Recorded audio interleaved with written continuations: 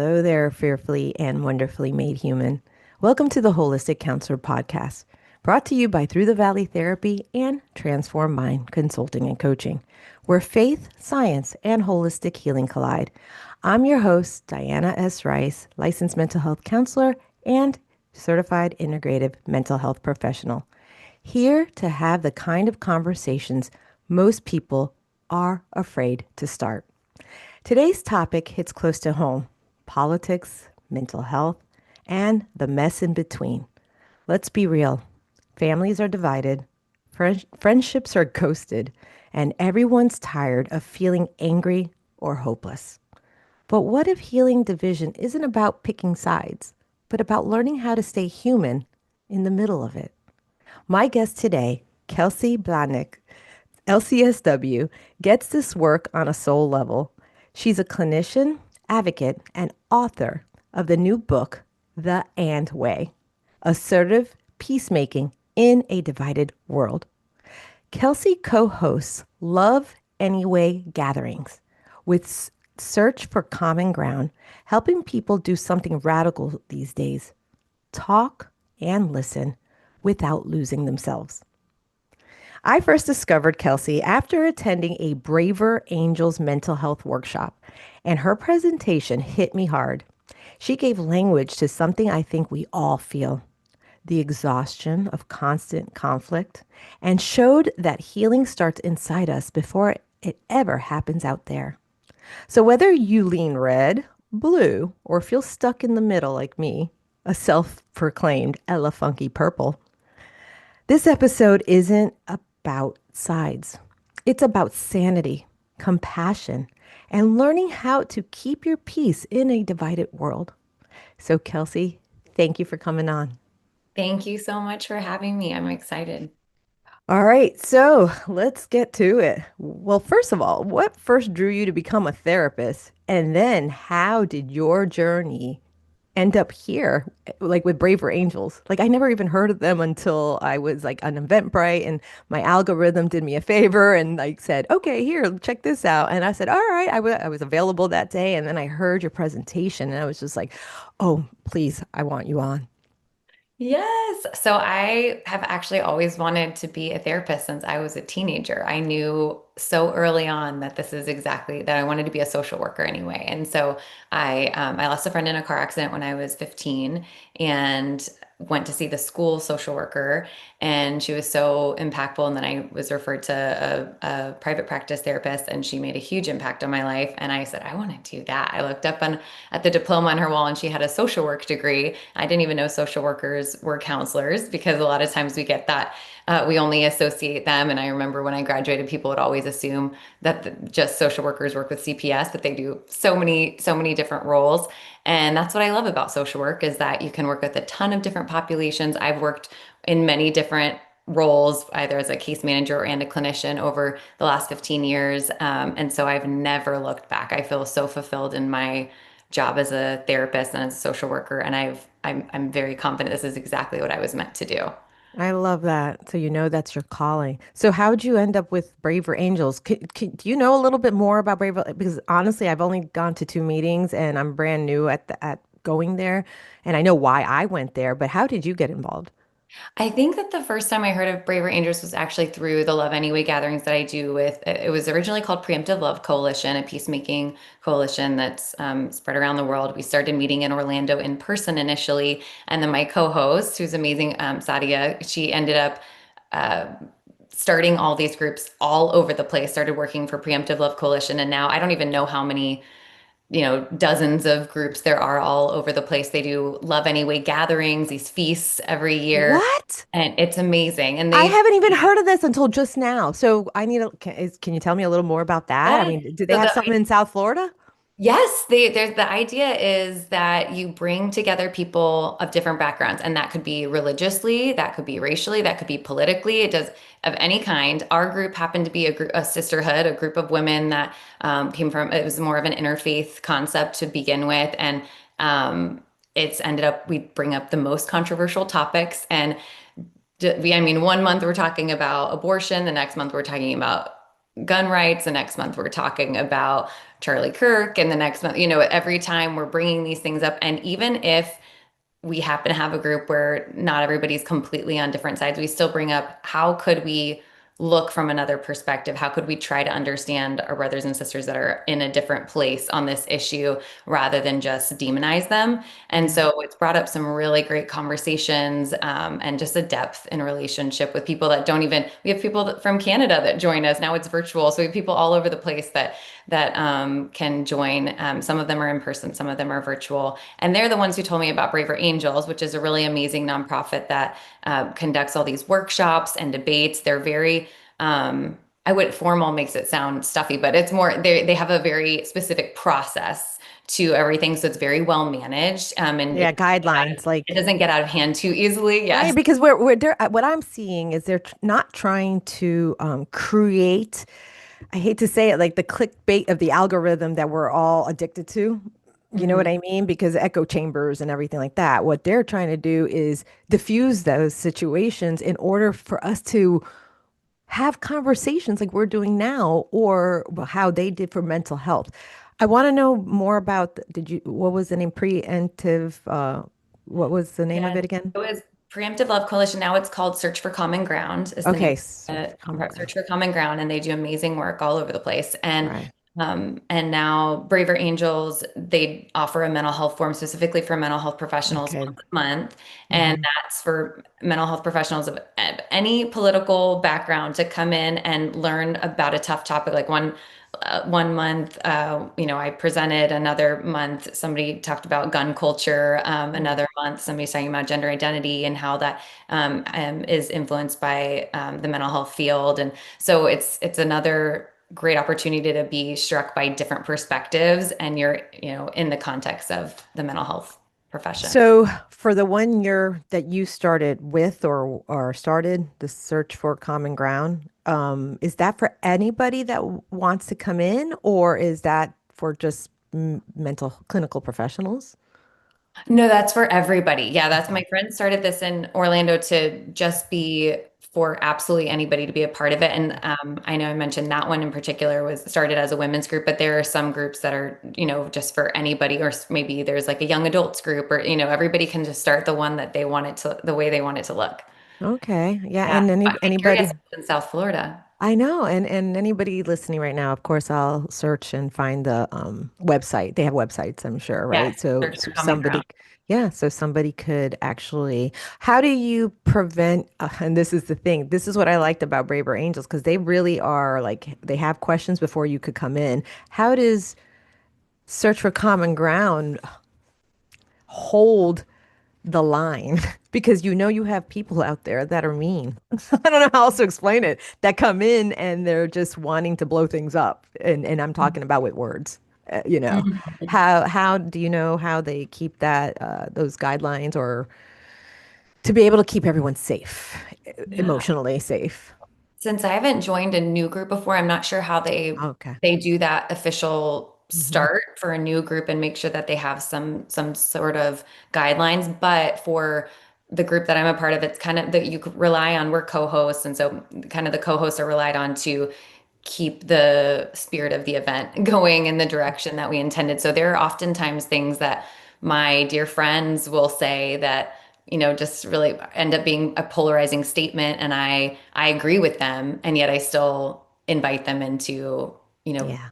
a It's different, respect. different It's way of respect. presenting it. Yeah. Yeah. Yeah. So we do that kind of call in culture within our group, even when we agree with one another, just so that we're trying to do our best to uphold the dignity of the people that aren't even necessarily right in front of us, but the dignity of the people that aren't in the room too. I love that. I love it. Okay, so now we're going to get into your book, The And Way, Mental Health in a Divided World. It is so timely that you created that, right? Why? Why that? Like you could have written, if you've been in this practice for 15 years, and I'm sure you could have written about so many different things, but you chose this. Why?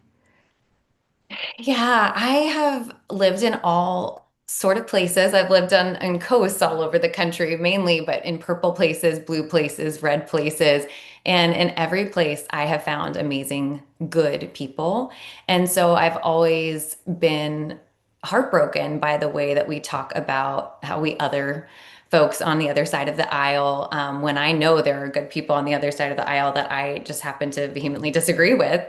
And so I have just felt so passionate about that and really believe that there are so many things I've learned from my mental health journey that allow me to look at them with compassion that I want to be able to share. And I see constantly, as I work with teens and adults, and I see constantly the division in families, the anxiety and hopelessness that this creates in them individually when they turn on the news and they feel so stuck, like nothing's going to change or there's no way to get back from it. All those kind of statements have just prompted me to feel like this is where my energy is best used right now, because it is just like this simmering tension underneath the surface all day, every day for every one of us, even if we're not necessarily seeing it and paying attention to it. Wow. Okay, so let's go into that othering or us versus them, right? How do you approach that? Because I know that I've had to do, especially during COVID, right? I think that's something that came to the surface hardcore in 2020 politically, and yeah. So first of all, when you probably did some research to create this book. What did you see? Because we've had politics since the beginning of this country. Mm. Okay, right? And some of it, if you know history, like it's some things flip-flopped, and we have a lot of pain and hurt in different walks of life here. And what was it like that really got you to take that step back so you don't get sucked into the vortex? Mm. Does that Yeah. does that make sense? Yes, the Okay. pandemic is when I decided to actually start writing the book because of all the division that I experienced. And for the I lived in a very purple place in Orlando, one of the most purple counties in the country, and it was so clear to me how uncomfortable everyone was even communicating their boundaries. There was a lot of talking behind closed doors about how ridiculous the other group or other person was, rather than just coming out to the other person saying, this is my preference, this is what I would like this to look like, or this is the why behind the choices that I'm making. And I felt so strongly that if we were able to communicate like that, we would be able to see each other as a lot more human and understand, even if we didn't choose to make a different choice about masking or vaccinating or any of those things, that we would be able to respect one another a lot more if we had those conversations. So I started writing in response to that. The other moment that really sticks out to me is actually many years before that, probably in 2015. I remember being at a restaurant with some friends, a big group of us, a bunch of couples, and I made some comment like, well, I mean, at least we can all agree this candidate's better than, like, at least better than that candidate. And everybody Mm. was silent. Oh, ah. And I was shocked because I thought I was so polarized within that I assumed anybody that I would be in contact with would at least think this was ridiculous, that this was, just as shocking to me as they do, as they would. And they were all quiet and they said, not everybody does feel that way. And I realized I was actually co- all deeply connected with a whole group of people that were felt very differently about how the next election was going to go. And it really struck me as an opportunity for me to understand and respect them more, instead of instead of just making more sense or isolating myself. I mean, there was a part of me that just wanted to say, I'm done with these people. I'm so disgusted. I'm going to walk away. And then there was a part of me that wanted to explode and go, how could you? How dare you? And so then, instead of leaning into one of those extremes, I decided to move forward with the An way. And that's how I developed this model, is assertively peacemaking, being able to still engage them, still respect them, and never change my convictions, just still be able to honor the relationship.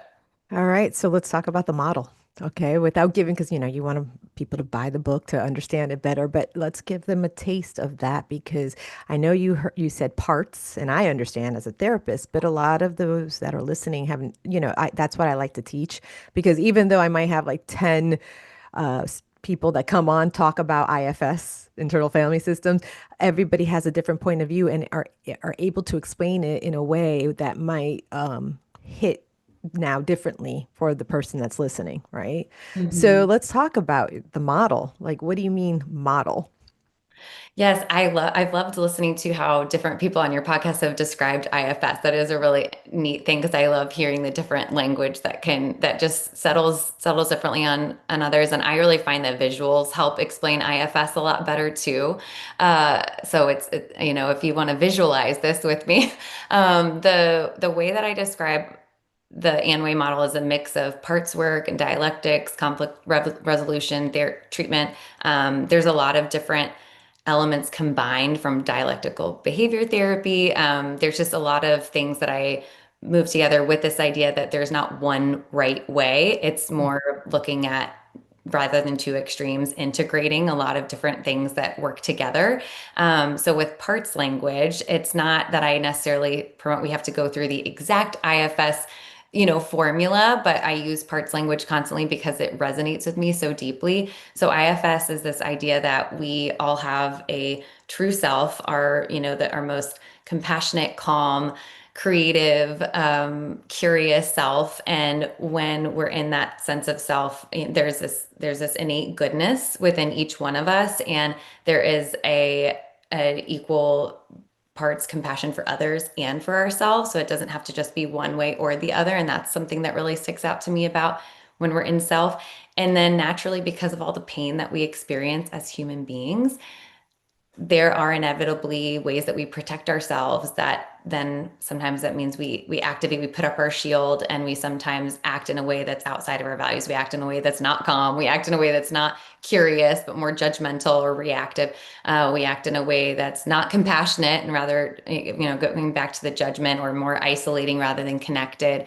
It's funny, all those words that we associate with IFS that have to do with self all start with C. It makes it easier to remember. I think they're all so accurate.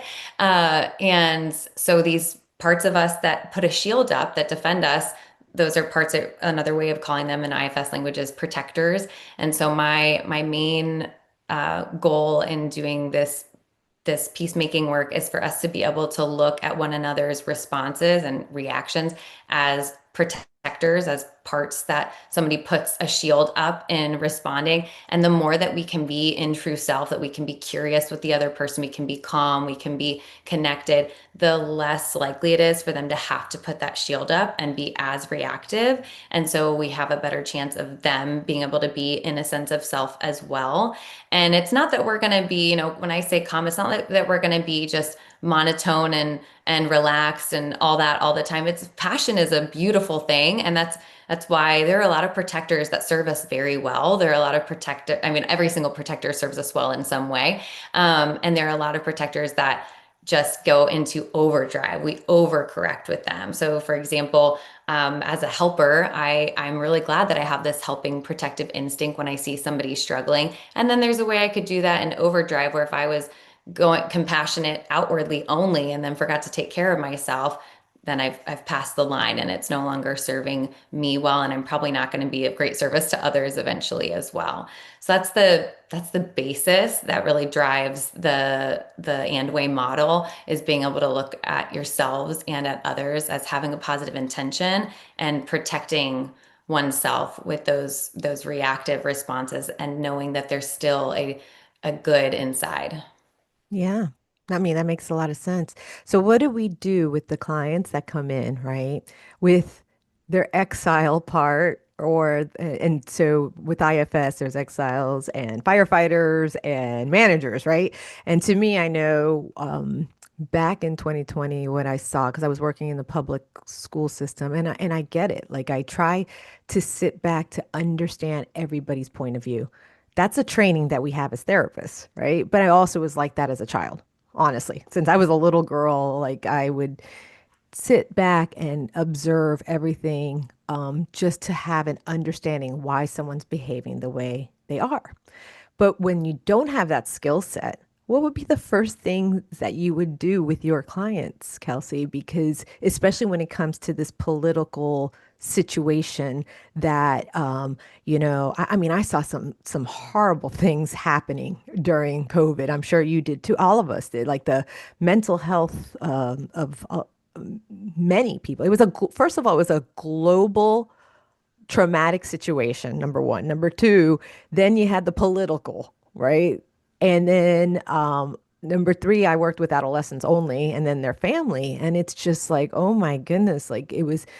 So, what did you do when that fear walked into your door and it was about politics? It was about, my husband or my father or mother, or they're getting divorced because of I mean, there was some stuff.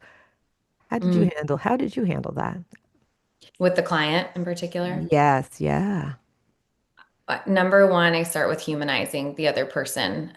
Number one is let's try, being able to practice compassion is so difficult. Being able to practice empathy is so difficult. And so being able to access that is huge. And that opens up so much more opportunity for effective, productive conflict. Because I'm all about conflict. I think conflict's really important. It's just the way that we go about it is where we can cause a lot of harm. I'm a harm reductionist to my core. I believe that we're just trying to reduce harm, that we're not going to get to a place where we have absolutely no conflict. I don't even want a world that looks like that. Right. So it's not that peace is the absence of conflict. So I would start with that and trying to say, if, for example, if we've established a little understanding of IFS already working together, I may ask them, in your most compassionate self, how could you see their perspective, or what do you think was going on for him when he said that, or knowing a little bit more about his history, why do you think he responded that way, that kind of thing. And I mean, people have this amazing capacity for compassion when it's evoked, instead of when they're activated by fear. And That's so, it. yeah. That's it. Activated by fear. I think we need to go into that because I really know that the false evidence appearing real, right? That's fear. False evidence appearing real, Kelsey, is what causes the human to go into this spin out. And they have every right to, right? Like we know that when you have your client in front of you, they have every right to have all the emotions and the feelings. So, how do we teach the listener who who's feeling like so and so is wrong, the othering? How do we calm that down, especially Mhm. with your model? My favorite phrase is it makes sense, because it starts with being able to acknowledge my fear makes sense and their fear makes sense. And that's why that and is so critical. It's not just, I didn't mention earlier when you reference history, I'm a huge history nerd. And I think that's another reason why I'm so passionate about politics and, being able to find humanity in one another, knowing the way that dehumanization can cause such huge atrocities. And so I I look at the way that people have been harmed in the past and how that activates fear in them. Somebody that's had my experience, someone from my population or someone from my country has gone through this, and then out of fear of that happening again, I want to put up my protector and make sure that doesn't happen to people I love or to me again. And then we also have to look at there's been harm done all the way around in a lot of different areas and to a lot of different people for different reasons. And so being able to hold both my experience and someone else's experience is critical. So I can acknowledge it makes sense. I'm wanting to isolate because they don't feel safe to me anymore. This group doesn't feel safe to me anymore. And it makes sense. They, came down on me. They pointed their finger at me because they're really afraid that, blank is going to happen to them, that they're going to get, they're going to feel rejected if I'm right, if it turns out that I'm right about this. So being able to say it makes sense, not just about my fear and my experience, putting that and in the middle and then going, it makes sense. They're reacting this way, that their shield went up. Yeah, I love the and, honestly, because that's also, you said dialectical, right? DBT you're talking about. Yes. Yeah. Okay, so let's talk a little bit about that because that's really helpful because sometimes when you're in that fear and you're dysregulated, because honestly, that's where all that emotion comes up. I Mhm. would think that, especially with your, like, how do you run those groups at the Love Anyway gatherings? Because that would be something where if you're having so and so that's a Republican. Maybe there's an alt-righter all the way to the most liberal person you can possibly have, right? Or the like one religion to another religion, and they're there with wanting to be right because that's what I see a lot. I want to be right. And that's when I ask, do you want the relationship or do you want to be right? Like, let me know how I can help you. Mhm. I love that phrase. Yeah, do you want the relationship or do you want to be right? Because that's the thing. And that makes them sit back. And then when the anger comes, we process it. Go ahead, be angry. I'm not trying to suppress your anger. You're here paying me for a service Hmm. and you want to, you have every right to have all those emotions, but you get to choose what you're going to do with them right now. Hmm. And the thing with having a relationship or being right is you don't have to pick one or the other indefinitely, but you can pick one or the other in each moment. And each moment you get another, I can choose a relationship right now, knowing that I'm investing in a relationship that maybe doesn't have the investment yet that warrants me to be able to come out and say something. Maybe they won't actually receive it yet because we're not that close or whatnot. And then there are times where no, I need to come out and say this thing that's very important to me, and the relationship risk is worth saying something that's this evidence. So it's not one or the other forever. It's just we do have to make that choice in the moment over and over. Yeah. So to speak a little bit to dialectics, I'm so grateful for and because change and acceptance is where dialectics got introduced to our field, to the mental health field, because people were recognizing just focusing on change wasn't working. People were feeling really stuck.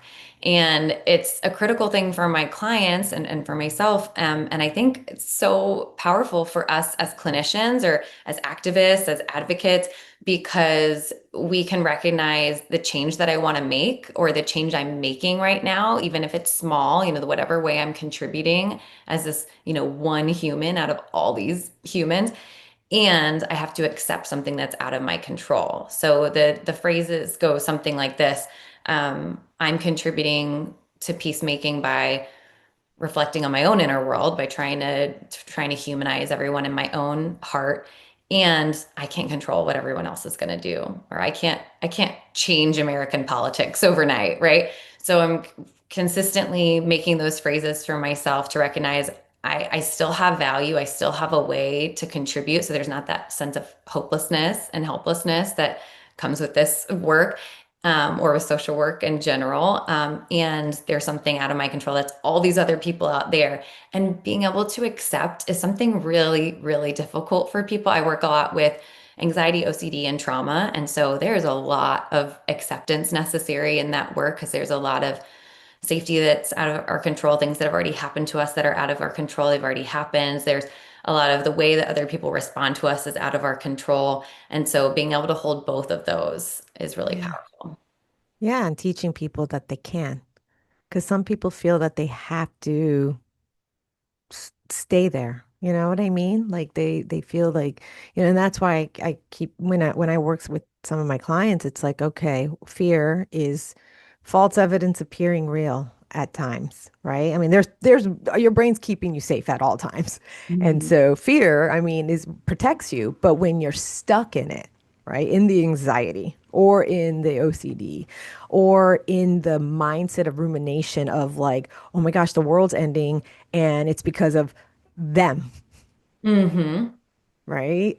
It's like, what can we tell someone right now if they're going through that, like where to start? Like, how, because you have to regulate yourself because you can't do this work with someone that comes in a crisis of like, oh my gosh, like so and so, I was online because to me, it all began once the smartphone made us dumb. We've given power over to media so much because honestly, I mean, I grew up in the late 1900s and politics, I remember when I first voted and learned about it and I was learning history and understanding of like, oh, okay, oh, that makes sense. Nowadays, though, because this is what aggravates me. This is a tool. The phone is a tool, right, Kelsey? But people forget it's a tool. Instead, they think it's the holy grail of life, and they believe everything. And they're already feeling a certain way, and now they're layering more and more, and the algorithm is now giving them an echo chamber. And so now how do we deal with this? What do you think? Like, I want to go there because I think that Yes. that would be interesting to see how you see things. Yeah, it's a great point that smartphones make it a lot tougher to use your critical thinking. It makes it a lot tougher to humanize one another because we're constantly being inundated with dehumanizing content, and that we're all also taking in very different content than one another, and then assuming we're having similar reactions to the same content. It's just very different content. The perfect example of that for me was just a few weeks ago. Well, I'll say first when Charlie Kirk was murdered, it was all of us seeing very different clips of his work and then assuming, how could you interpret it that way? And how could you interpret it that way? Well, because we're looking at very different clips of the same person.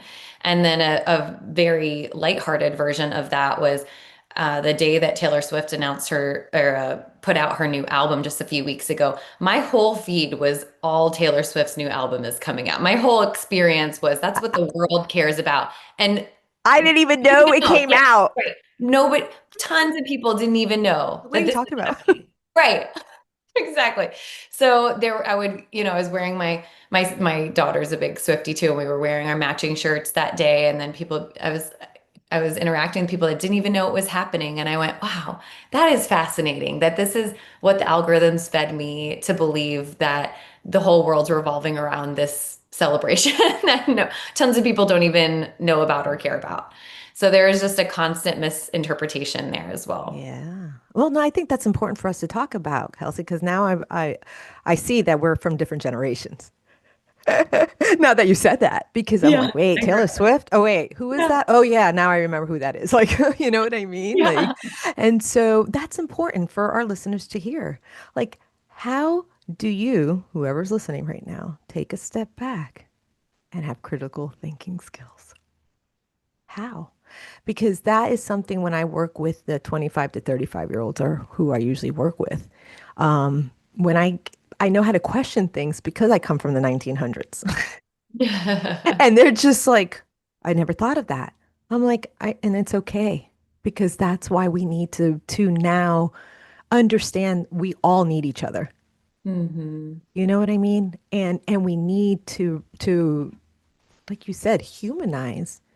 And instead of other for safety, because that's what I see. It's like we're othering people to feel safe so we don't feel alone. And it's like scientifically proven, you're in a tribal state and you want to, protect the tribe. But what you just stated, right? It's that is the situation. I think that's why we have such a, we can have all the medication we want and all the mental health we want, but why is the society anxiety and depression getting higher and higher?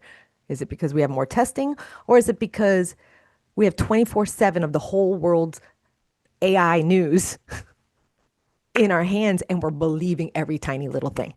Hmm. Yeah, I really hope that in general, as much whenever we're receiving some kind of content, and a video or something, that we're checking where is that from before believing it. I know there have been a ton of videos I've seen recently that I'm curious immediately, is this real? And unfortunately, a lot of times it is real. But I want to make sure that first of all, it's real, that it's actually a video of what it says in the title that it's about, and then that it comes from a reputable source that is not made up. I mean, this new generation of believing like guy in the garage is what it freaks me out, is that somehow we're giving more validity to like somebody in their home that has no like journalistic team or somebody like kind of keeping them accountable. It's like some, an influencer that has an opinion. And I love hearing all those different opinions. I just want to make sure that we're calling it that. This is an opinion piece and not assuming that it's fact until we look up some of the sourcing. But not everybody knows how to do that. And that's the thing. This is something I learned back at Tallahassee Community College back in my undergrad degree, where I took a course, I want to call, I forgot, ethnic and something. And they showed us how from the beginning of from radio to TV and why even the news is just a form of entertainment and it's propaganda. And I'm Mhm. sitting there like, I'm 19 years old And I'm sitting there like, oh my God, this is great. And so I mean, I have a bachelor's in social science. So it was me learning, political science and social science and understanding. And ever since then, I've been a skeptic. Hmm. Honestly, Kelsey, I worry for my grandchildren. Yeah. Okay. Because if we're going towards this, right, we cannot hide from AI. We cannot hide from social media. I don't ever say just, sometimes we do detoxes, but it is going, how do we utilize it as a tool and curate it for our benefit, not take it in like a drug, right? Like Hmm. caffeine could be really super bad for you if you drink 10 cups of coffee a day and you're feeling like you're having a heart attack and your anxiety's through the roof and you're not sleeping. Hmm. So how do we utilize these things for the future? It is so tricky to do that on social media because the last thing you want to do is like or follow some content that you think is really problematic or you really disagree with or what, the way to get more of that and to even out your experience is by following, liking stuff and so an alternative, because I'm not much on social media as it is, and I don't actually keep it on my phone whatsoever. That helps me a lot. So every once in a while, I'll download it for, being on vacation or, posting a couple pictures of family or something. But I am a big fan of some really amazing news organizations like All Sides.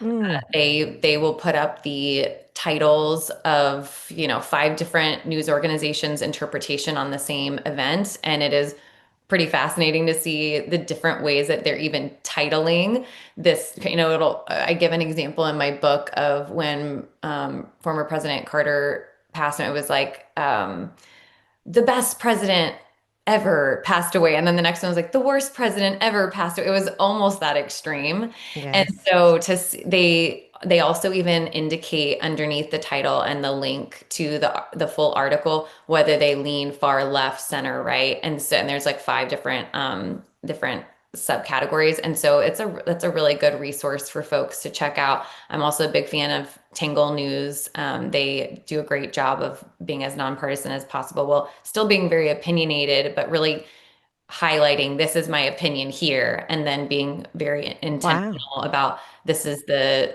more of an interpretation from the right, this is more of an interpretation from the left, and then this is my opinion. And so I really try to emphasize that type of news. And you also encourage my clients to be really familiar with what kind of news intake is most inflammatory to you. I know for me, visuals are very inflammatory for me. So I really try to read my news as much as possible. It also eliminates some of those propaganda features of sound and visuals that are intentionally trying to create fear. I mean, essentially, Yes. they're trying to create fear. Yes. And that was really evident during the pandemic. It was just so in my face that I really stepped away from visual news as much as possible. And so I love the practice as well of recognizing what's most inflammatory and then also trying to move my body immediately after I've been exposed to something upsetting, some kind of news that I know fires me up, whether it's because I'm really passionate about something or because it causes a lot of fear in me. So I try to walk. If I'm going to listen to news, it's going to be while I'm walking, not while I'm just stuck driving or not while I'm stuck sitting on my phone, like in a line. So as much as I can get movement in response to some of that Yeah. intake, it's also really useful to digest it. Well, that's so important. I mean, well, have you heard of ground news? Do you know about them? Oh, no, I'll check them out. I think ground news might be like that too, like all sides as well. And but honestly, I've been on a news fast probably for decades. Ever since I took that class, I realized. And then actually something happened down here in South Florida that I was part of, and the media chased me down because of a client. Let's just say that. And I realized, like, wait, what was happening in real time with what was happening was not what the news was reporting. And I realized, I'm like, well, I learned that too. And then in 1997, there was a tornado that hit my neighborhood, and they were out there like with the sensationalism, and I'm going, the fence is down.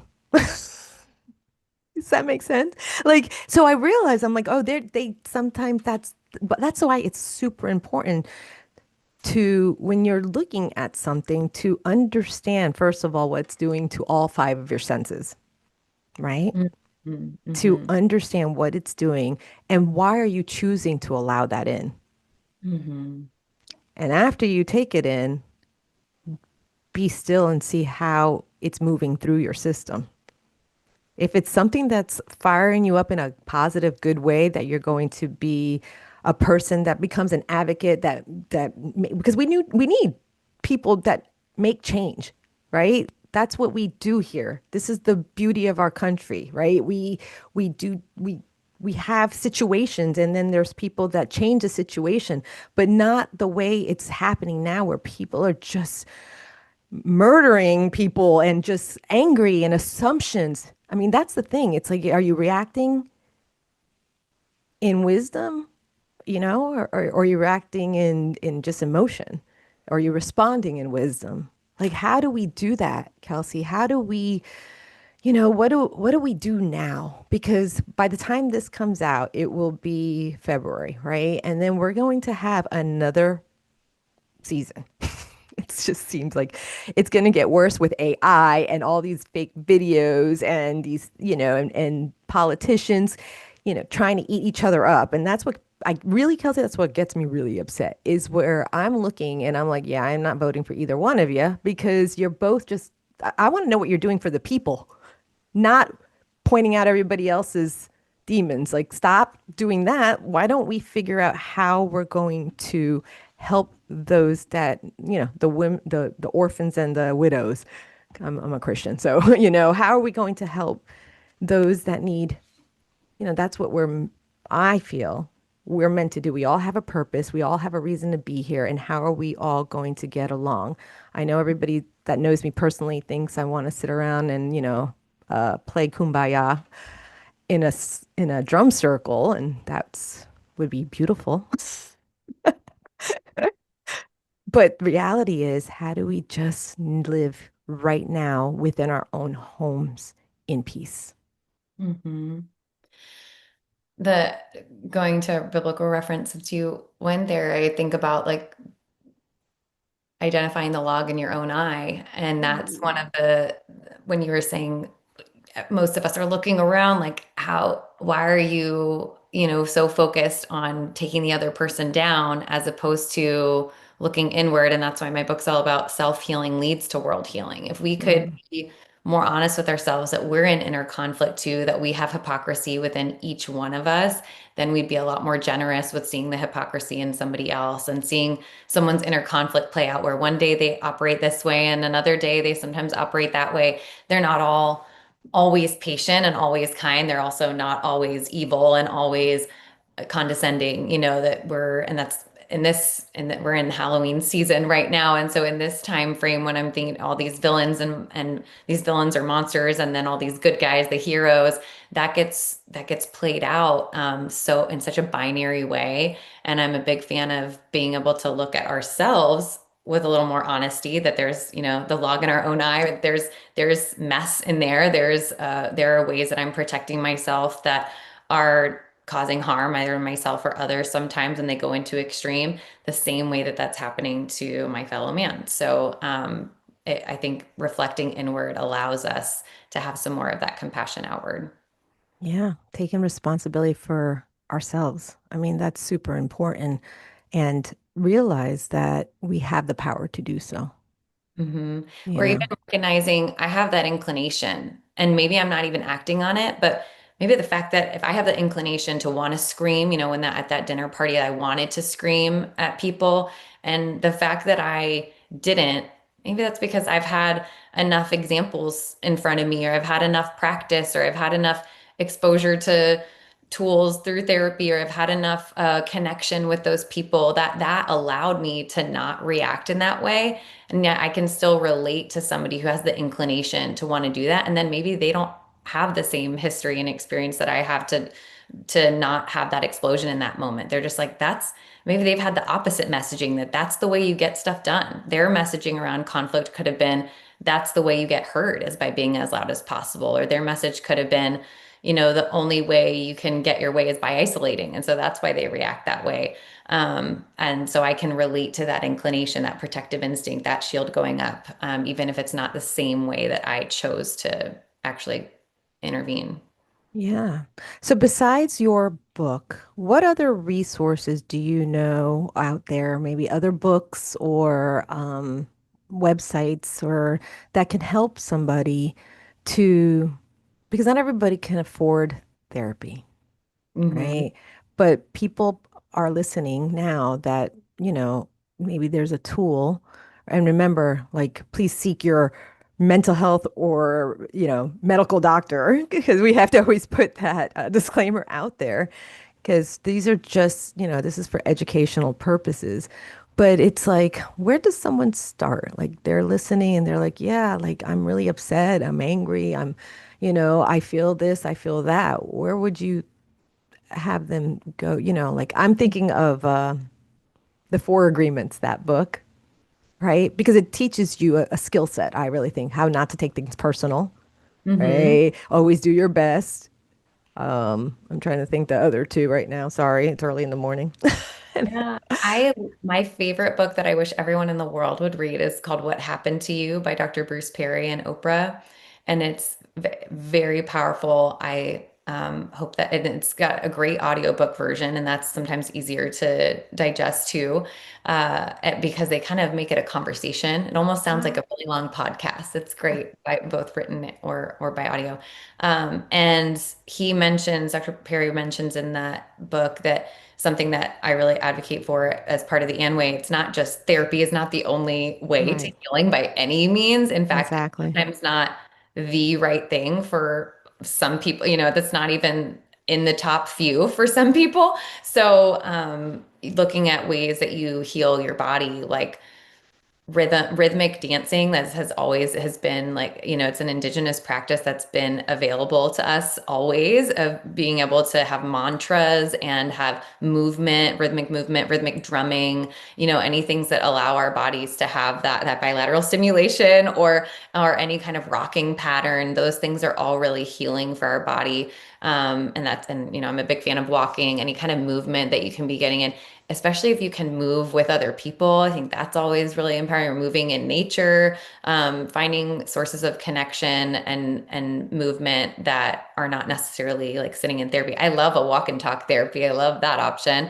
Massage is another great option. Listening to music in general, or like dancing alone in your room. I think that those are all just as healing of opportunities. And then I will say I'm a very holistic practitioner as well. And so it has to start for me at the foundation of your your nutrition and your sleep, and your basic health has to come first before your body can even take on new mental health tips and meditation and things. That we have to be well enough to even Yeah. absorb some of those suggestions. So I would start there before anywhere else, is making Yeah. sure that someone's health is in a good place. I agree. And it's to me as well, like during the pandemic, I wrote two poetry books. One that's like a Christian base that I was studying the Bible. Another one was because of what was happening within my office and just the things I was seeing. So I had to process things out. And that's the thing. Journaling, open mics, poetry, right? I love the movement because that's the physical body. Letter writing. I would have clients write a letter to whatever that was happening, the person that they're against or whatever it was, because I worked with adolescents and so the injustices and stuff, we would write that out and we would either, like I had a person that wrote it on a plate and then hammered it out, like crushed it, and it felt good. So it's somatic and honestly, like you're letting it out, crying, screaming, one of those primal screams. I've had that happen before. And it's okay to do these things because because it is grief. It could be a collective grief of a group of people. I mean, that's what I've seen on in most of my life when it came to political things, when I'm listening and hearing the sides, right? But we need to remember, united we stand, divided we fall. Hmm. Okay. So, Kelsey, in the last minutes here, is there anything else you would like to say to the audience and maybe where to find you and if they can work with you and where you're located, all the things? Sure. Yeah. So our practice, the Anway therapy, is in both Texas and Florida. We have virtual therapists in both states, and we specialize in each one of us has kind of our own niche, but overall, the practice we focus a lot on OCD and trauma and couples work. I love working with couples who are polarized within their marriage politically and healing the conflict there. And then I have my book website, theanwaypress.com, is a way to find out more about the book and my speaking engagements and things like that. And I also provide CEUs for mental health professionals. My CEUs are ASWB nationally approved. So if you want to take my course on politics, mental health, and ethics, you can get ethics CEUs. There's some on preventing burnout and ERP, exposure and response prevention as well. Oh my goodness, this is great. I think everything will be in the show notes, everybody. And I really appreciate your time and having this conversation with me. And, you know, everybody, please do not forget to trust in the Lord, guard your heart, and renew your mind. Bye.